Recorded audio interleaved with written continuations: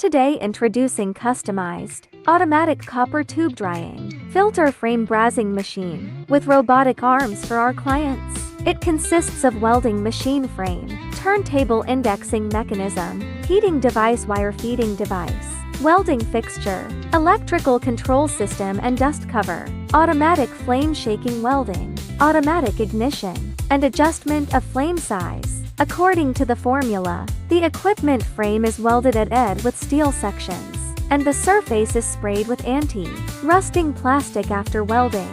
The electrical and pneumatic control cabinets are integrated with the frame. Copper pipe automatic welding machine is mainly used in the HVAC industry to welding different kinds of copper pipes.